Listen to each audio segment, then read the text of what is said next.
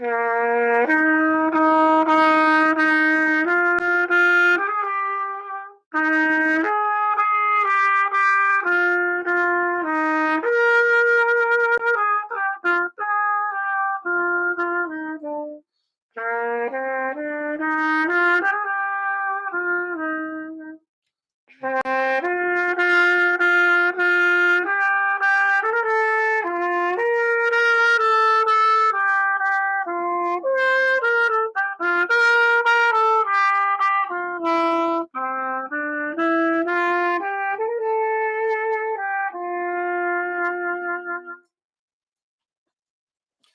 everybody. Trumpet Q and A number 171. This is gonna be a great one. That's something I was just thinking of reading this question. Hello, Cardo. Nice to see you.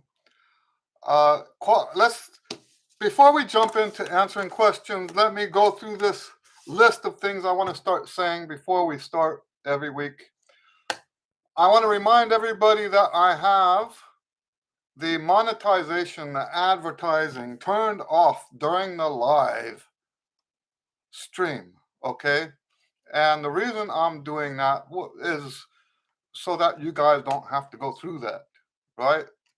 And then later they can add the ads. I usually do it right after we log off. So I wanted to say that I'm doing that as a courtesy to you guys that are here. I don't even know how it works with the ads. I don't know if it interrupts the I don't know. Like if I go for an hour, I don't know if it interrupts the live stream or not. So that's the first thing. Second thing is to remind you that if you have questions, this is more for the people that are not here right now, that are watching later. If you have questions, you can ask on my website. And if you can't be here at the Q&A live, you can ask on my website and we will take care of it that way. And then you just watch it later. Okay? And there was something else. I'm supposed to tell you guys whatever news is happening. I got a message that the physical books, now we don't sell physical books. Let me say that because sometimes we get people ordering from our website trying to get a physical book. They place the order and everything. And I have to go back and refund it. I don't think technically I have to, but it just doesn't make sense. You know, I'm not like that, right? So if someone makes that kind of a mistake, I do try to make it as clear as possible that we don't sell physical products. The reason we order physical products is mostly so that when we go places, we have stuff to sell. Like if I do a concert somewhere, or we did ITG 2 years ago. Oh, that was last year. So yes, there are times when we need physical products, so we keep some of that in the house. Also, there's another reason for that. Sometimes my students need the physical product, so the in-town lessons, the in-person lessons. Anyway, so that's the news, is that the physical books for the latest book, the Christmas duets, the Trumpet Christmas duets, the book is on the way. We'll have that in a few days.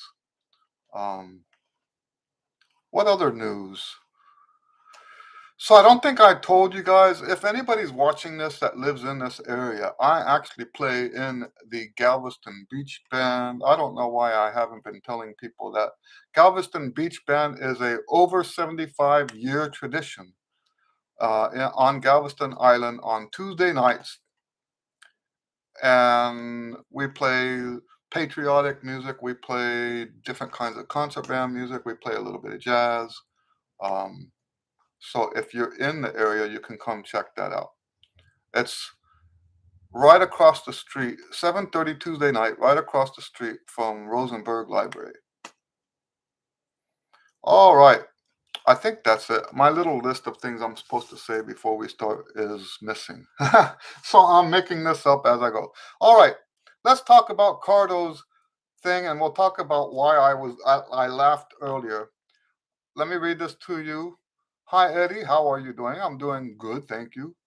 Tomorrow, me and my wife are going to visit my parents. Woohoo! And I decided not to take the trumpet this time. We are gone 9 days. Then when we are back, I have 6 days to get in shape for a long gig. Any tips about how I should approach practice on the first days after the vacation? Now, I want to first stress here that what I laughed about earlier, because I said this is going to be a great one, right? And I was doing that positive, when you say something, it's like the power of positive thinking. I know a lot of people don't like that, but you cannot deny. So let me tell you where I'm at with this, and this is part of the answer to Cardo's question. I understand. Hello, Raimo. I understand biblically there is power in the spoken word. I understand that you can uh, there's stuff that, like, for example, the Bible says, my wife reminded me of this yesterday. She says, in the Bible it says, let the weak say that they are strong. Okay, that's biblical. That's straight. Those words are straight from the Bible. Let the weak say that they are strong. And there's a bunch of examples like that. Okay? That part I don't understand so well. I mean, it's not that I don't believe it, but the flip side of that, I have a great deal of understanding. Okay? The negative stuff, I understand the power of that. I understand that when you say, oh, this is gonna suck, right? Or I'm terrible at that, or I can't do this, or I can't do that. Those kind of words have power over what you can and cannot do. And in most of those cases, you can answer them and say, you know what, you're right. You can't do that. Not when you're talking like that. Okay, so how does this apply to Cardo's question?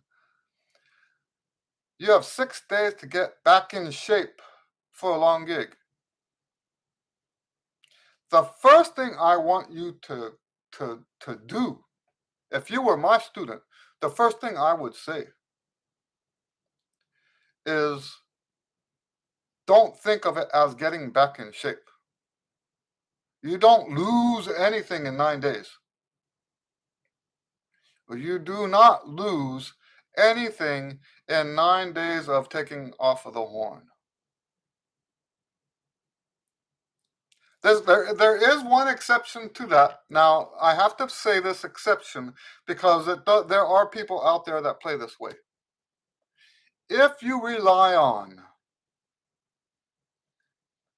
pressure to create a bump in the lip, if you rely on pressure to create swelling in the lip, and that's how you play, that's the mechanism by which you play, then then my advice to you is don't take that time off. That's how. See, I used to play like that. When I made my big changes in 1985, it went from being, I used to call it an inflammation-based embouchure. I switched from an inflammation-based embouchure to a muscular embouchure. If you play on a muscular embouchure 9 days, does nothing to you. 9 days will not cause any, there's no reason to have to get back in shape. Now, let me say, let me clarify that playing with an inflammation-based embouchure where you get that lump in your lip is not necessarily a bad thing. I have a book, I think I have the book. Yes, I can actually see it from here, about Clifford Brown. It's a biography, but it's got a bunch of quotes. And in there, one of the quotes is him telling a buddy of his that every morning what he does to get started is to get that lump back in his lip. Here's documented proof that a great, great trumpet player plays with an inflammation-based embouchure. And if we could all play as well as Clifford Brown, this world will be a wonderful trumpet place. Okay, so I am not saying that it's necessarily wrong to have that lump. It's not necessarily wrong. But there are certain physical limitations that go with having an inflammation-based embouchure. One of those limitations is that you cannot grow your range with as limitlessly. I'm not saying you can't play high. I'm saying that you cannot, because obviously Clifford Brown played high, but there's physical limitations to how high you can play. Does that make sense? So the mechanism by which someone with an inflammation-based embouchure plays high is different from the mechanism how a muscle-based embouchure person plays high. They're two entirely different sets of mechanics. So this is a huge disclaimer, right? You have to figure out for yourself which of those two you are. If you are an inflammation-based trumpet player, then it's kind of dangerous to take 9 days off. If you are not an inflammation-based trumpet player, then you do not have to get back in shape.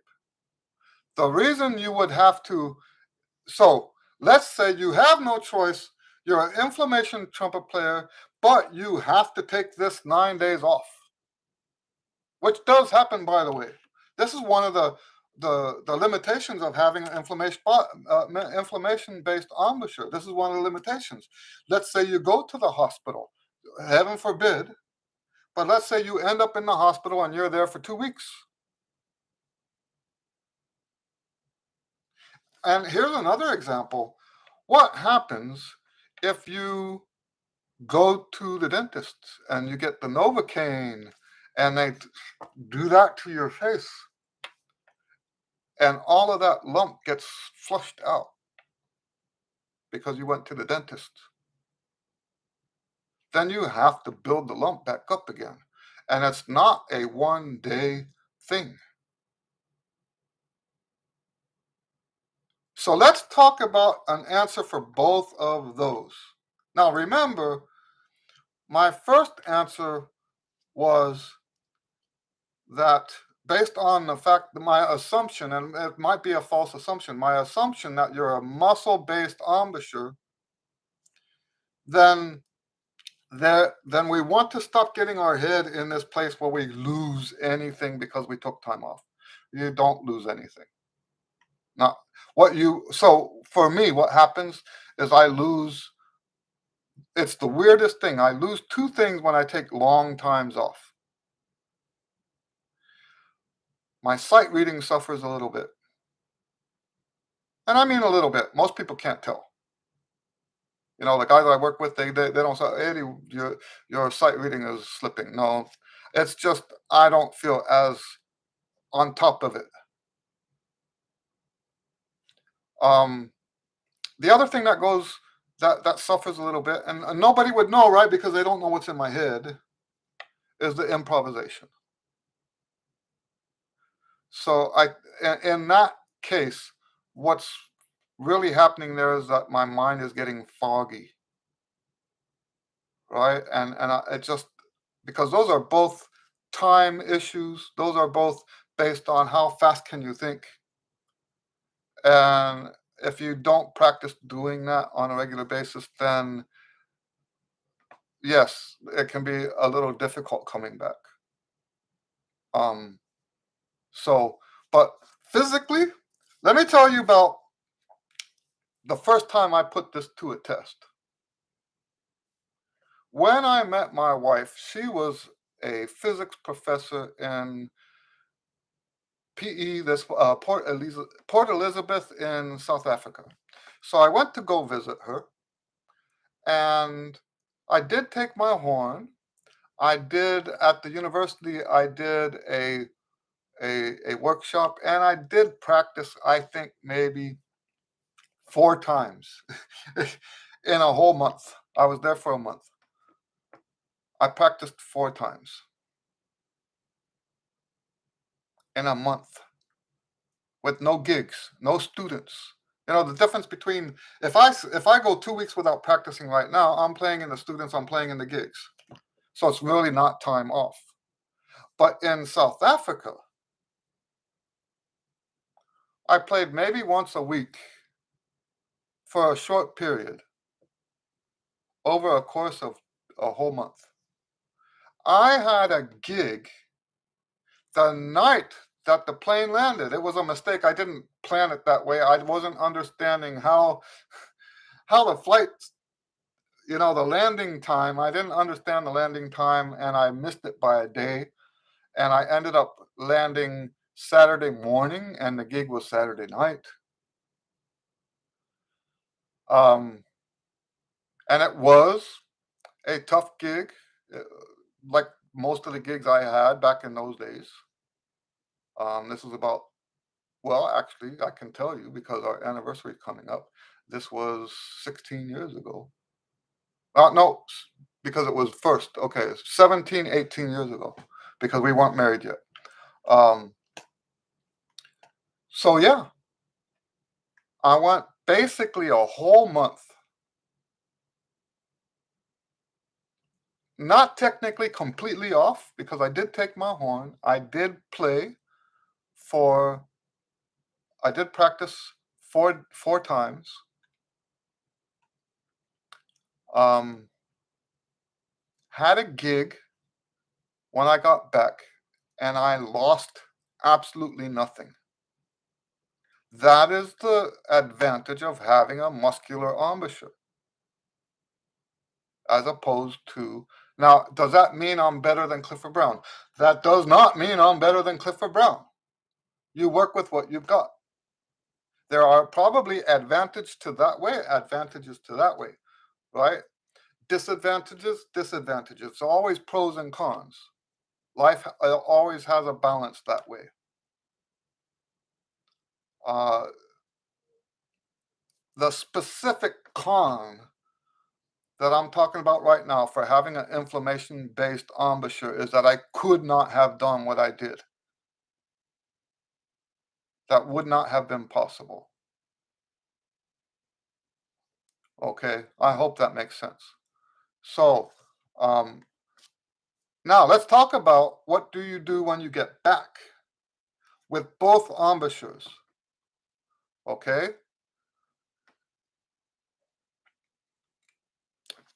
if you're muscle based,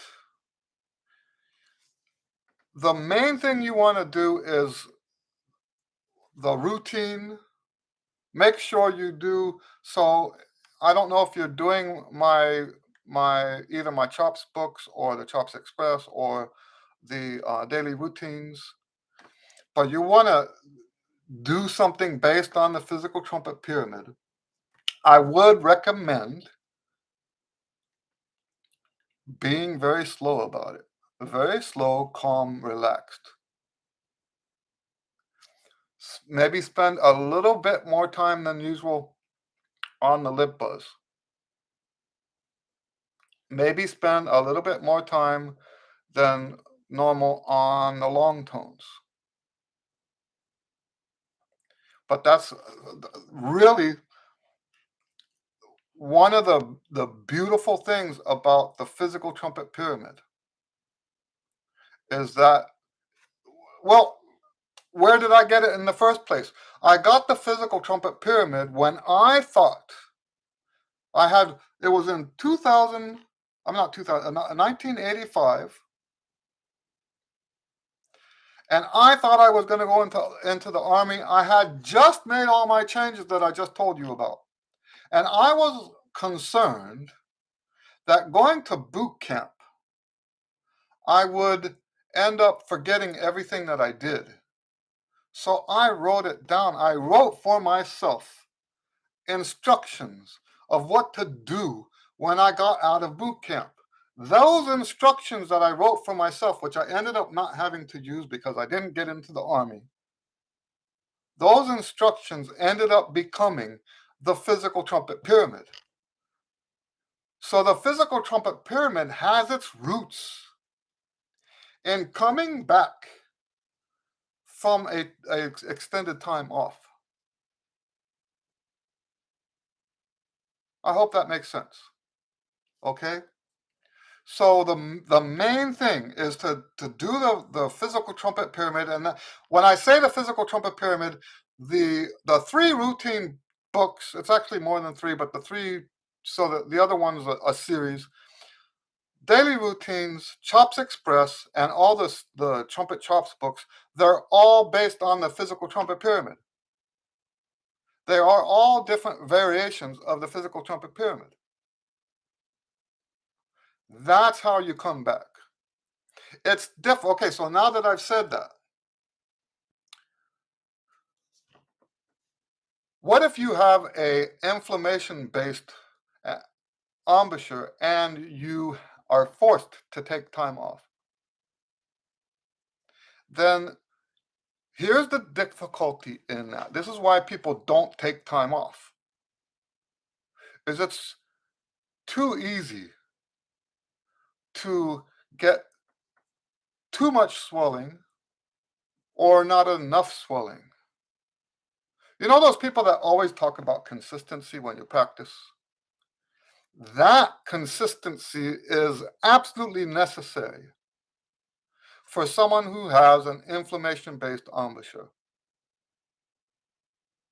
because you have to control how much your lip swells up. And the best way to control that is to find a series of exercises that work for you and stick to that every single day. Do not take one day off like I tell everybody to do. Do not take a day off.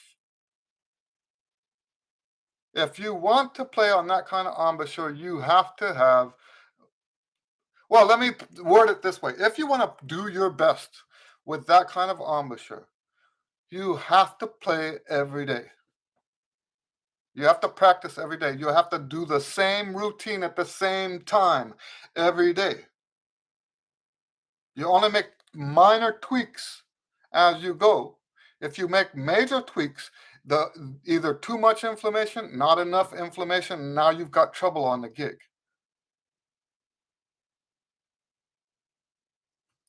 So that's why a lot of these guys, now I do believe that some people, because I think most people in the old days, I think most people played with the inflammation. I don't think the the school was out there yet for muscular playing. I can't know that for sure, but I think most trumpet players in the old days played on. You can see it in the chops, right? Their chops are all scarred. Mine used to be scarred. You can't see it anymore. Why? Because I don't do that. I don't have that trumpet player badge of courage, so to speak, and it's because I don't play with a inflammation-based embouchure. I'm sorry for taking so long. I'll get to you guys in a second. I'm sorry. Um, so understanding that it's if you do have an inflammation-based embouchure, when you come back, it's about gradually building up that inflammation until it's back where you need it. And I'm gonna think that if you do have if you're successfully playing on an inflammation based embouchure, then you know what works for you. You just need to gradually build back into that. Don't try to get it back quickly because that can cause too much inflammation. And here's what I've seen with some of the inflammation based players, it, how it can ruin your whole career. They get too much inflammation, the pendulum swings over here. Then they overreact and they get too little inflammation and they swing back over here. They get react again and it's like when your car goes out of control in the snow. And it can get so bad. I've seen this before. It can get so bad that it's career ending. I make it sound like such a terrible thing, but for those people who can have that kind of consistency, that kind of patience, that kind of dedication, the inflammation thing can work for you. I'm not gonna promote it because I kind of like my freedom. You know what I mean? I kind of like my freedom. I kind of like the liberation. When I made my changes in 1985, I was liberated. You know what what I said? It was December when I crashed and burned.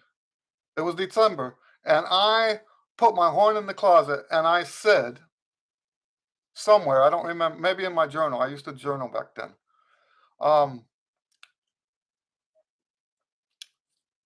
I wrote somewhere that trumpet had become a ball and chain. And when I changed everything, I was cut loose from that ball and chain. I was liberated. Okay. You know, I know that a lot of the stuff I teach is unconventional, I guess is the word I would call it. It's unconventional. It's not what other people teach. I understand that. Um, but it's not crazy. Okay? It's all based on uh, a lot of reading, a lot of experience, a lot of hearing other people tell their stories, a lot of reading like these books. Okay. Anyway, let me move on. Well, how long did I do that? That was like a 30-minute answer. Sorry about that. Let's see if we can do another 30-minute one. Oh, Raimo says hello. Um, Dan said, should I strip the lacquer off? Yay or nay? I prefer raw. I really do. In some of my earlier videos, this horn was not raw. And the reason it wasn't was because it was so pretty and I didn't want to strip it. But then it started getting patchy, you know, places where it was coming off, and I had it stripped. Not because it was ugly, but because that's what I wanted in the first place. Now, here's the thing that I found out when I got it stripped. The Bach, the way Bach uses lacquer, it's in 2 layers. And they wanted to have my permission to strip the second layer or something like that. Or maybe they said, I don't remember exactly. So before they did the work, they had to ask me, because of these 2 layers, to get the second layer off they would have had to be more aggressive. And I don't remember if I told them yes or I told them no. I don't remember. But it's not straightforward. It's not like in the old days where you could just take the lacquer off. So there is a little bit of a um, weirdness in that area. So I prefer the lacquer off. And how did I come to that preference? I basically audited dozens and dozens of different players playing on different horns. And to me, the raw instruments, no silver, no lacquer, the raw instruments have more presence. Presence to me is more important than projection. I'll say that one more time. Presence is more important than projection for me. Ramos says, I've been watching some YouTube videos about trumpet high notes needing tongue arch. It is okay for people keeping mouthpiece in the middle of the mouth, but what about you and whose mouthpiece is not in the middle? So those are two different issues, right? Now, I can't play middle because of my teeth. I have to be on the side.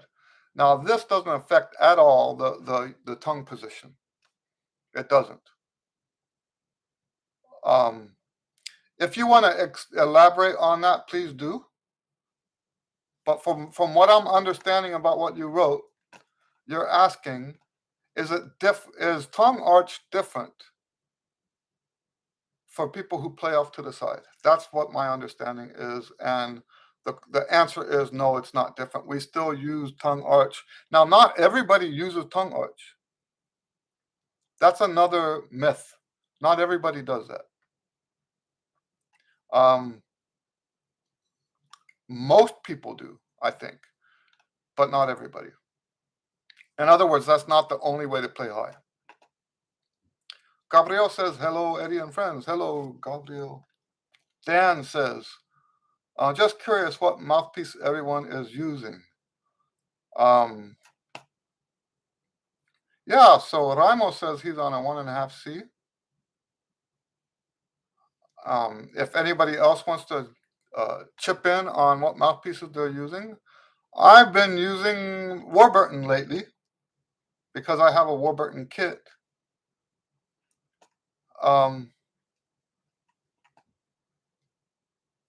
Oh, I see Raimo just left. So my Warburton sizes are, I use a 2MC, a 2MD, a 2S, and a 2SV. Those are I've been using 4 different ones. I still haven't found, I need to call them and I just haven't had the time to do it yet. I haven't found a shank to go with my very deep cup. I ordered a deep cup. I don't have a shank for it. The deep cup is way out of tune. So I need a shorter shank so that the cup is in tune. So I have not been playing on that. Hello, Mr. Trilal. He asks, which standards or easy melodies is good to start learning the trumpet with? You know, I like Bach for that kind of thing. There are a bunch of melodies that I start with my kids. Now, it depends on how much of a beginner you are.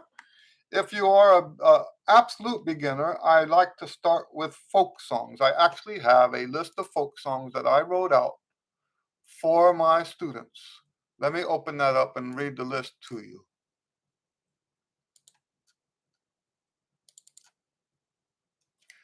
These are the first songs. If you come to me as an absolute beginner, these are the first songs that you will learn in this order. Hot Cross Buns, Mary Had a Little Lamb, Cotton Eye Joe, Old Joe Clark, Bottom Cabbage Down. See, these are half nursery rhymes, half folk songs. Go Tell Aunt Rhody, When the Saints Go Marching In. Now, these are all simplified versions. For example, on here is Amazing Grace, but I'm doing it in 4/4 because at this stage in my system, we haven't learned 3/4 yet.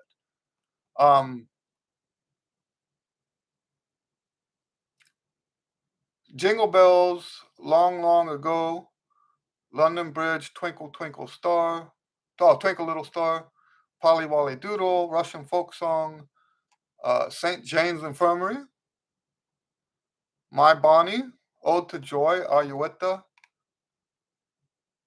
I've been using this set for about 3 years now. Oh Susanna, Amazing Grace, Down in the Valley, French folk song, Old MacDonald, Sea Chanty, Avalon, Loch Lomond, um, Camptown Races, Worried Man Blues, Yankee Doodle, Billy Boy, and there's a one of these hymns. It was just called Hymn. It's a hymn I know. I've told you guys before. I have a two databases, all the songs I know and the names, but the two databases aren't connected. Like that hymn I just played when I first opened up today. I have no clue what it's called. I can remember the hymn very well. Um, I can't remember what the name of it is. Um, so that's what I start my students on. Then after that, we go to more stuff that's more Bach oriented, because by that time they've got a higher range and they can play some of those melodies. Now, I take all of those melodies and transpose them and I write them out in a more simplified manner. So, Bach, um, we also do at that level the theme from the New World Symphony. There's a few blues things that we do. Um, yeah, so I don't know how much to say besides that. Um, Gabriel says, Eddie, are the lips in the muscular based embouchure more closed than the other type of embouchure? No, I wouldn't say that. When we say closed, I guess that could mean two different things, right?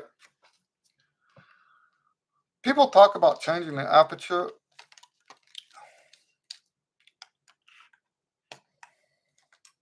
I'm not so sure you can do that. So I think the aperture size is going to be the same. I think but some people, when we say closed lips, the posture of the lips is more tight inside. Okay, but you can have inflammation based embouchure either way. Um, Hello, Karen. Sorry it took me so long to get down to this, the bottom of this list. Sorry about that. She says, "Hi Eddie, I don't know what kind of embouchure I have." Um, Karen, I wouldn't. I don't think you have an inflammation based embouchure. I don't think so. Richie, hello, Richie. Richie says, I just came in. What is inflammation based? Inflammation based is when you push real hard. It's like someone popped you in the lip and it goes whoop, right? The thing is, we have to practice in a way to get that. We have to practice in a way that puts just the right pressure on the lip so you don't overswell.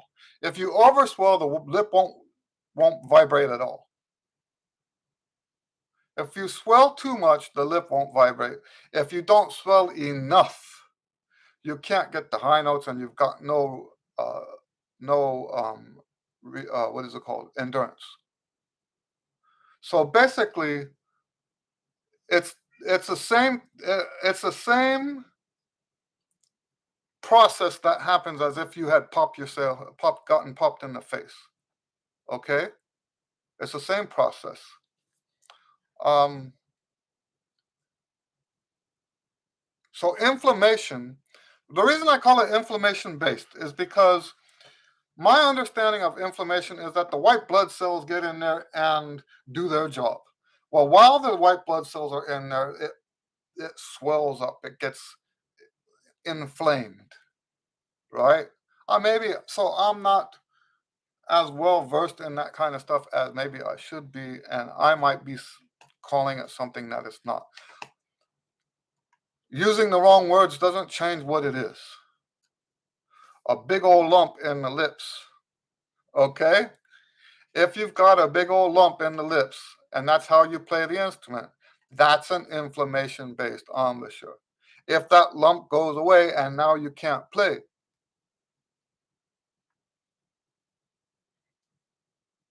that's an inflammation-based embouchure.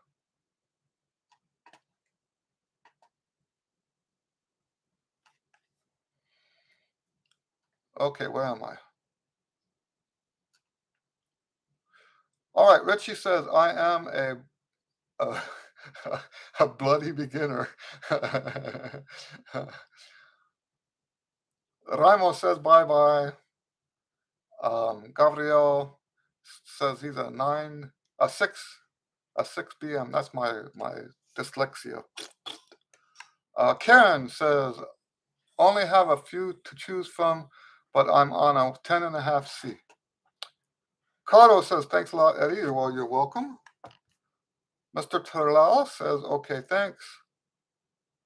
Okay, Mr. Turlal, I hope I'm saying your name correctly. He says, I'm a beginner trying to learn by ear. Very good. I have a suggestion for you then. I have on my website, let me pull it up real quick.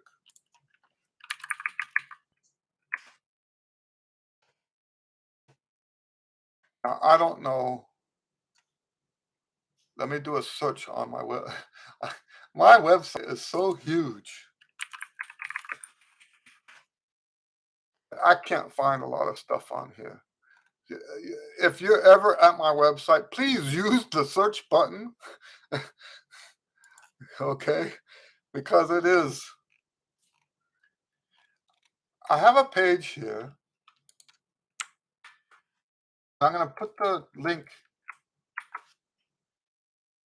This is from one of my books. Now, it's meant to be. It's meant to be an example, and the book has you playing the different examples in different keys, and then you drop one note here or there. That's do you know what? Let me tell you this. The students that got through that book, there are not a lot of them because it gets frustrating. There's not a lot of them. But the students who have been through that book have done some amazing things. Now, I don't recommend using this book until you've done the tonalization studies. Well, we start with the expansion studies in 5 keys. Then you do the tonalization studies in those 5 keys. Then you can do this book. Okay. But yes, it does amazing things to your ear.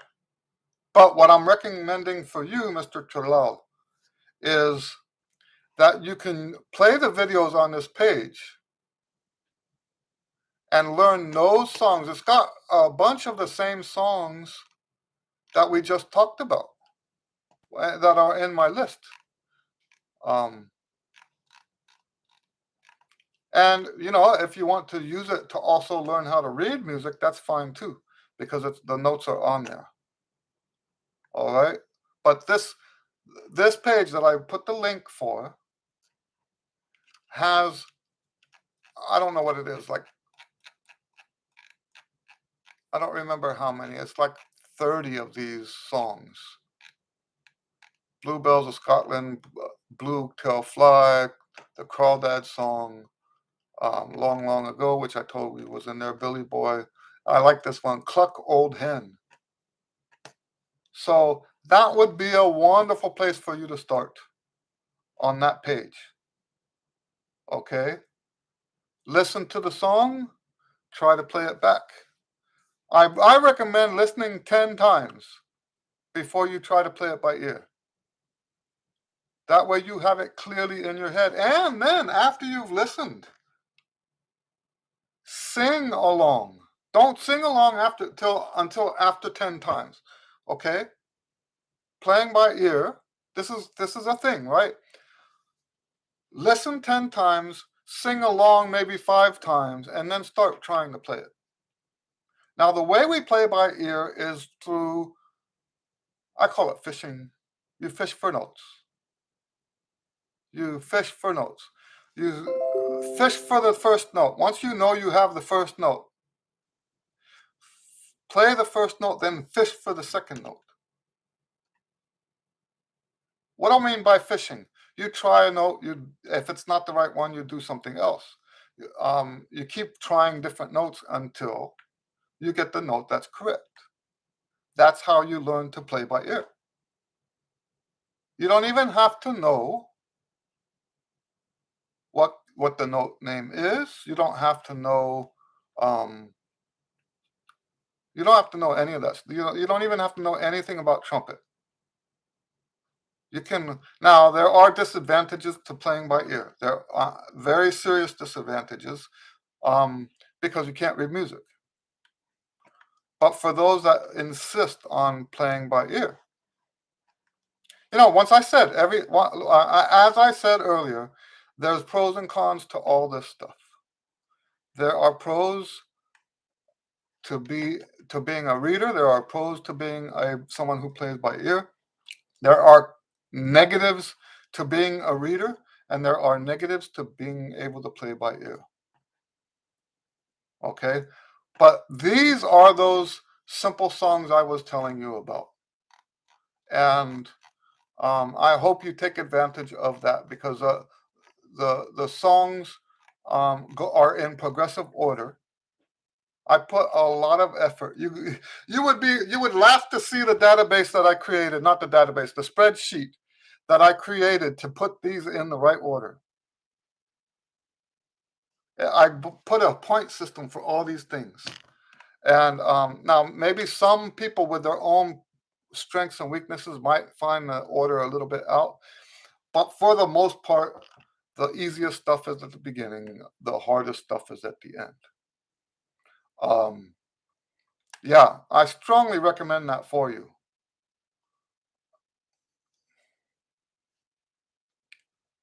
Richie says, "Oh, okay, so it has to swell, but not too much. Thanks a lot." Okay, so let me be clear about this. Well, I don't actually recommend that people have inflammation-based embouchures. Please don't misunderstand. I'm not telling people, I don't advocate that. Here's the why am I then saying, oh, it's okay to have inflammation-based embouchure? The reason I say that is because there's a lot of people that are dug in deep with the inflammation embouchure, and you can make that work. To go from inflammation based to muscle based, you're looking at an entire overhaul of your trumpet playing. And there's a lot of people that just don't need that. The inflammation based embouchure is doing what they need it to do, and they don't mind spending all that trying time and dedication and patience trying to make that work. They don't have a problem with that. But I am not condoning it. I am not recommending it. If you are a beginner and just getting started, it is far better to have a muscular embouchure. Now, let me also clarify this since we're talking about it. I never said that muscular embouchure players don't get swelling. It's just that when the muscular embouchure players get swollen, it's a detriment, not an advantage. It's actually so. Someone asked in a previous um, Q and A, do I do a warm down? The only time I do a warm down is if I have too much swelling in the lip. I don't want that swelling, so if I have a gig tomorrow, I will stop in the at after the gig is over and sit there on the side or whatever and do a few, mostly Schlossberg. There's exercises I use in the Schlossberg book, and it helps me to get that inflammation down. I might do some pedal tones. But I will always do that Schlossberg thing first. I rarely need that though. It's very, very rare that I have to do that. Richie says, does it make sense, embouchure-wise, to play the trumpet and also play the trombone? There's a lot of guys that do that and they do it successfully. I don't have personal experience with that. I don't do other instruments. Um, so I can't give a good any good recommendations on how to do that. But in my career, I have seen a lot of great players locally, internationally. I mean, look at if you haven't, what's his name? That guy from Australia,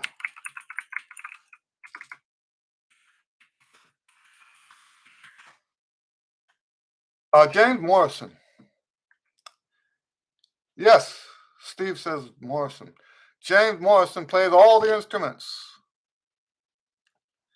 Now I would now, and there's others too besides him. Wasn't there a famous, like somebody with Tower of Power or somebody like that? I can't remember. Had an interesting name. Um, that played both trumpet and trombone. One of those famous horn section guys. I can't remember his name either. Um, so I wouldn't get information about how to do this from me or anybody else that doesn't do that. Okay?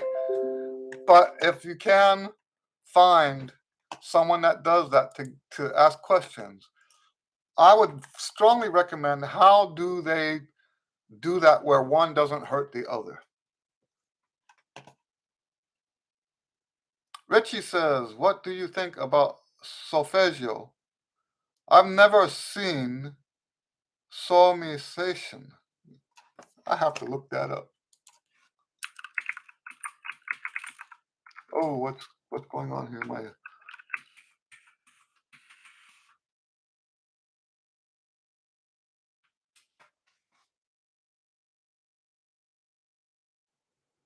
wow.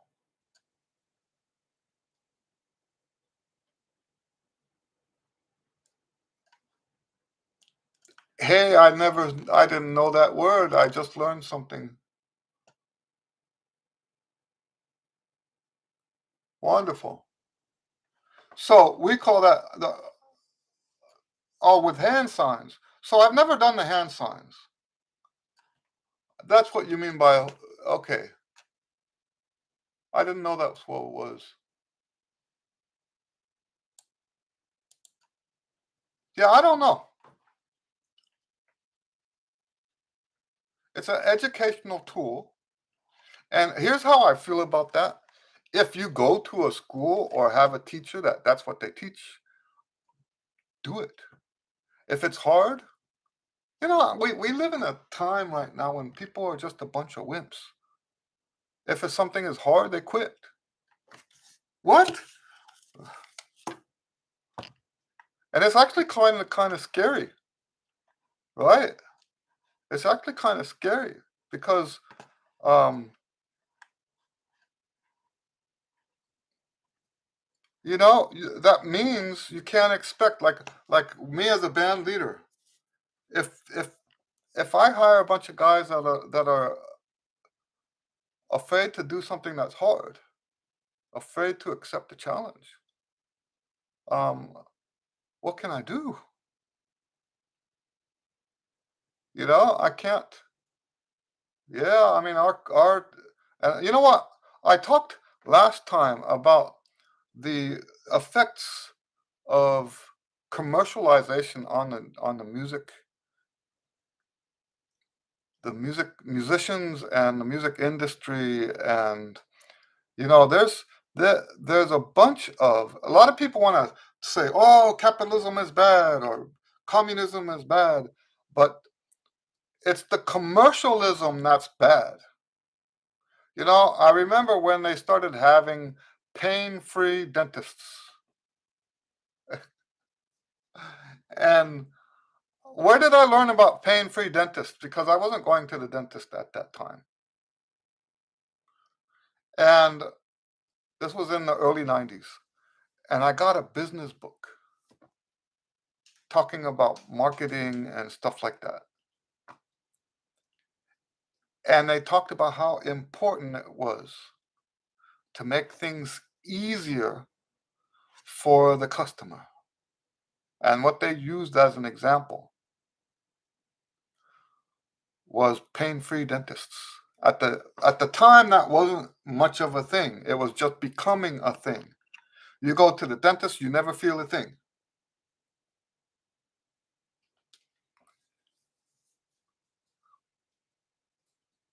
What happens to a society? Now, I'm keeping this trumpet related. What happens to a society that has lived entirely sheltered from pain, entirely sheltered from discomfort, entirely sheltered from hardship? You're creating a society that will fall apart and crater at the first sign of adversity. You're creating a society of people that can't be trusted,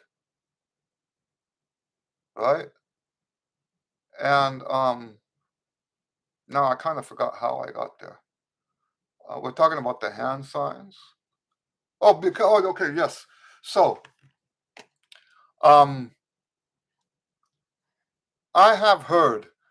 I even saw a TEDx video of a violinist that her claim to fame is that she quit lessons with a teacher because she didn't like what it was so boring and um and she wanted to show how good she was even though she didn't do this boring stuff that her teacher told her to do. That is a weak individual. That's a weak individual. So I say, if you have a teacher that teaches this way, embrace it. If it's hard, accept the challenge, do it, go for it. Don't quit. Don't don't get angry. I'm not saying that you have. You haven't given me any signs that I'm talking about you. Okay? It's just that in today's society, there are so many people that, and I get this all the time, right? I get questions all the time from people who say, um, and what they're fishing for is an excuse not to do whatever their teacher says. Do you know what I tell my teachers? My students, because almost every student I teach will have influence from other places. Like maybe they go to a camp. I have a student right now that's in a camp in San Francisco. Do what they tell you to do.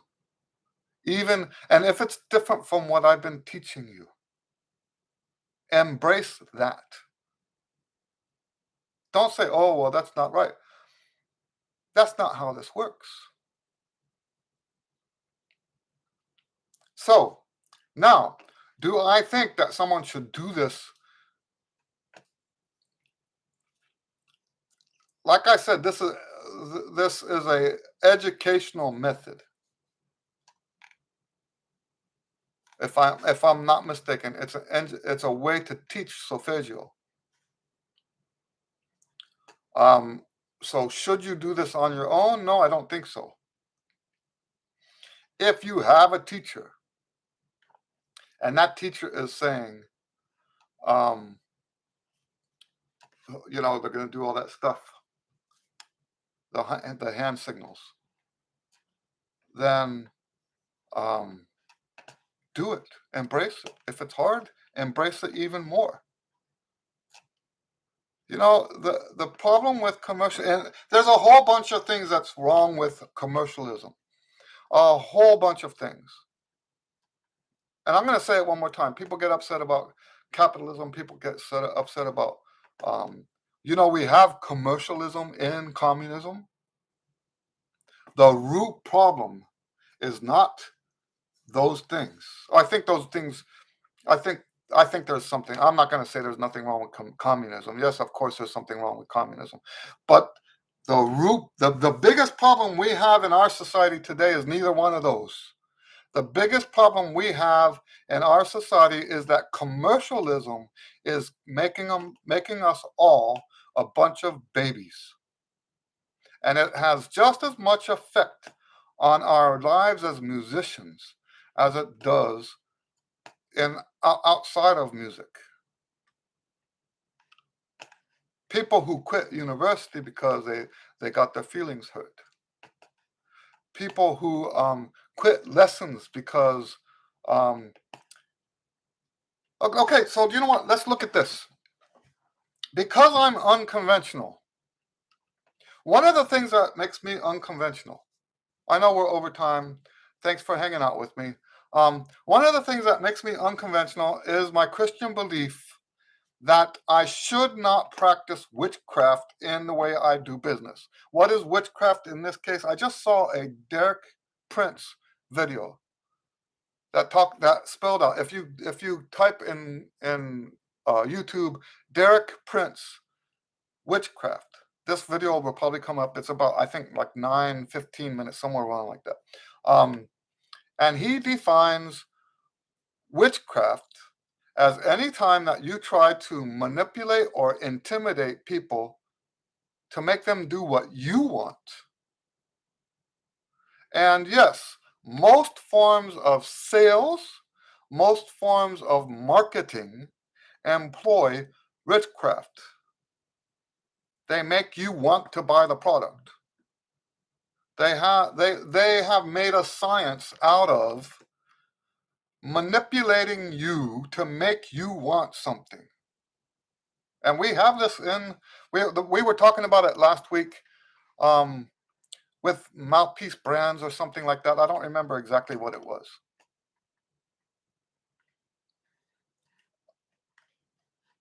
And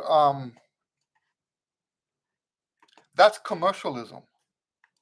Oh, and so what I was saying is that that makes me unconventional because I will not do those things. Now, if someone watches my stuff and says, "Oh, I need to buy his books," that wasn't on my part. I didn't do anything to try to make you buy my books. Do I know how to do that? Yes, I've read literally hundreds of books, watched literally hundreds of hours of videos on how to do that. And one of the best reasons to watch all that stuff is so that you don't get manipulated, you don't get intimidated. Okay? But so anyway, I do believe that there are a lot of people who don't take lessons with me because I don't use witchcraft. I don't try to manipulate them. I don't try to intimidate them into taking lessons. And you know what? As far as I care, that's all right. I don't want people taking lessons with me for the wrong reason. If they prefer to be um, manipulated, then that's fine. Now, why am I telling you about this? Because that's one of the things that makes me unconventional. The way I do things, my faith. I told you last week. I think we were talking about it. The the the wholesome priorities. My faith comes first, and I will not manipulate people. Not intentionally. I will not make decisions in the way I do stuff that makes you want or intimidates you into buying my stuff, signing up for lessons, hiring me for a gig. I do not operate that way. So, and I can understand how some people, because how do the people who, let's just use lessons as an example, how do the people who do use those things to manipulate you. They will talk about basically, do you know what it is? It's the reverse application of all the logical fallacies, right? We know the bandwagon fallacy, we know the appeal to authority fallacy, and yet other teachers are going to use all of those fallacies to make you, manipulate you into wanting to take lessons with them. Does that make sense? That's, as according to Derek Prince, that's witchcraft. I hope that makes sense. Richie says, I made good experience with it. That's wonderful. That's wonderful. He's talking about the do re mi stuff. We call so do re mi is solfeggio. Now I know that solmization is with is solfeggio with the hands. I didn't know that name, that word. Richie says, Eddie, I like your teaching. It is this thing's covering it. Why can't I see this? It is same with this visualization methods. Yeah. Okay, so we are over time. I can squeeze in one more question if anyone has any. I actually talked so energetically today that I told you it was going to be a good one. So I talk so energetically now that I'm very tired. I need to get some drink. I have a drink here. I haven't been drinking it. We can squeeze in one more question before we go, if anyone has one. Gabriel says, thanks, Eddie. Goodbye, all friends. Have a good week. Goodbye, Gabriel. Always nice to see you. Okay. Well, God bless you guys. Thanks for hanging out with me. And we will see you next week, I think. Thanks for hanging out. Karen says, you keep things pretty simple and straightforward. Love your philosophy. Well, thank you. Oh, Richie is from Germany. Nice to hear from you. All right, guys. See you next time. Have a great week.